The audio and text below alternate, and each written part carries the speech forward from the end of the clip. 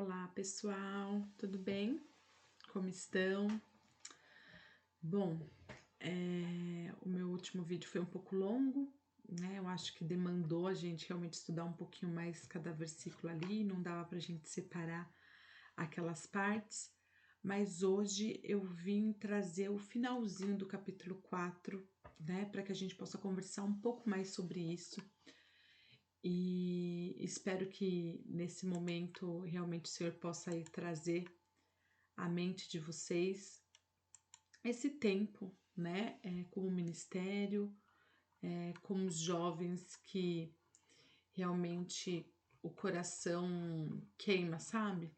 Para fazer a vontade dele em todo o tempo. Então vamos lá. Hoje nós leremos aí Neemias 4, do 15 ao 23. E vamos lá, né? Bom, quando nossos inimigos descobriram que sabíamos de seus planos e que Deus havia frustrado, todos nós voltamos ao trabalho no muro. Então aqui a gente pode ver a estratégia de Neemias de acrescentar guardas e exortar o povo foram muito bem sucedidas, né? Como estava nos versículos anteriores de ontem. O Senhor permitiu que os muros continuassem, né? Que a construção dos muros continuasse e que os inimigos não prevalecessem. Então ele permitiu que essa construção desse continuidade e que por mais que tivesse vindo toda essa onda, essa maré, o Senhor ainda as pessoas deram continuidade nessa reconstrução. Então hoje a gente vai falar o que? Sobre essa continuidade, mesmo diante dessa pressão externa. Olha que interessante, ó lá, do 16 ao 18.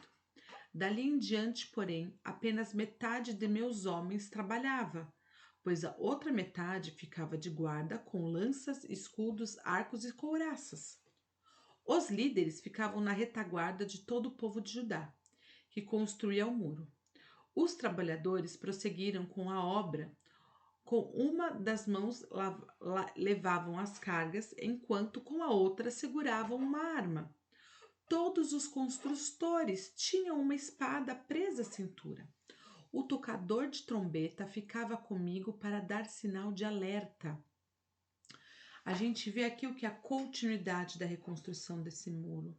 A maré de desânimo passou e eles continuaram, não se entregaram ao desânimo. Isso é tão importante. E do 19 ao 23 diz o seguinte. Não, o do 19, apenas o 19 fala aqui para nós. Então, expliquei aos nobres, aos oficiais e ao restante do povo. A obra é extensa e estamos muito separados uns dos outros ao longo do muro.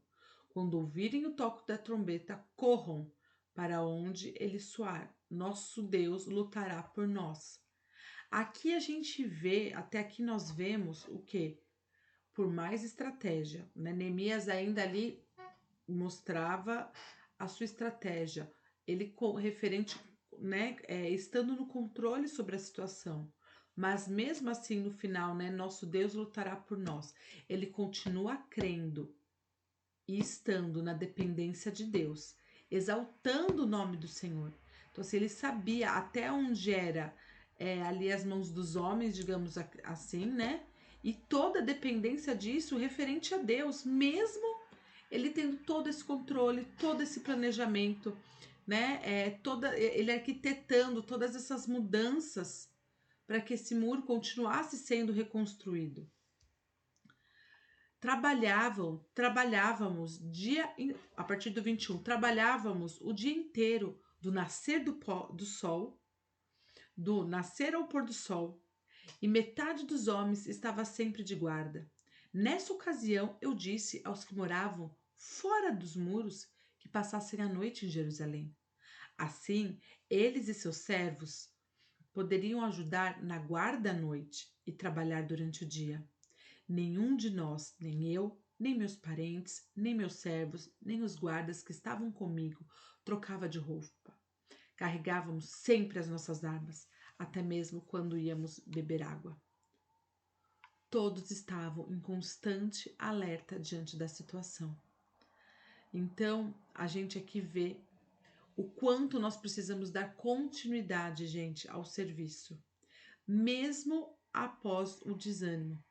Quando a gente lê os jornais, quando a gente lê notícias, quando vimos a situação em qual a nossa sociedade está, quando a gente escuta nos noticiários as pessoas confrontando o evangelho, né, de uma maneira menosprezando o evangelho, menosprezando o próprio Cristo e tudo no que nós cremos, porque sabemos que ele é a verdade e a vida.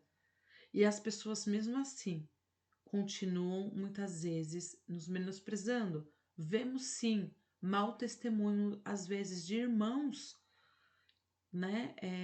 E isso nós às vezes pagamos essa conta e precisamos pedir perdão pelos nossos irmãos de uma maneira coletiva, como Neemias fez lá no começo desse livro. Senhor, perdoe, nos perdoe, né? É o nosso pecado. Neemias se colocou no lugar desses irmãos.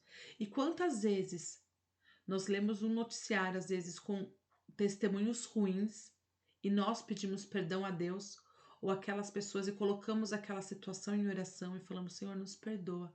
Nos perdoa como seus filhos, porque estamos utilizando do evangelho para outras coisas que não seja adorar o seu nome ou que o Senhor seja conhecido.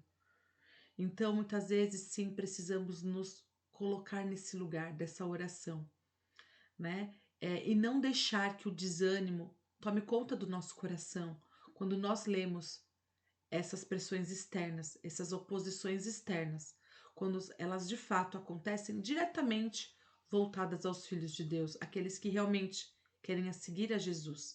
E hoje nós estamos numa época onde somos extremamente ridicularizados, não apenas mais por amigos do trabalho, ou por uma faculdade, ou por uma escola, mas por mídia, por redes sociais, por streaming, por maus testemunhos, sim. Então, às vezes, esses opositores se levantam dentro desses lugares, onde acabam nos oprimindo como filhos de Deus, e a gente fica acuado. E a gente não deve ficar acuado, gente. Vamos continuar construindo aquilo que o Pai tem nos pedido. Vamos continuar levantando esse muro nesse tempo, sim, nesse século, ano de 2024, tá bom? E hoje as nossas orações serão orar para que não nos entreguemos ao desânimo ou à desesperança ao ler os noticiários. Orar pelos evangelismos durante a maratona. Amém? Vamos levantar esse clamor durante esse dia, pessoal, tá certo? Um grande beijo.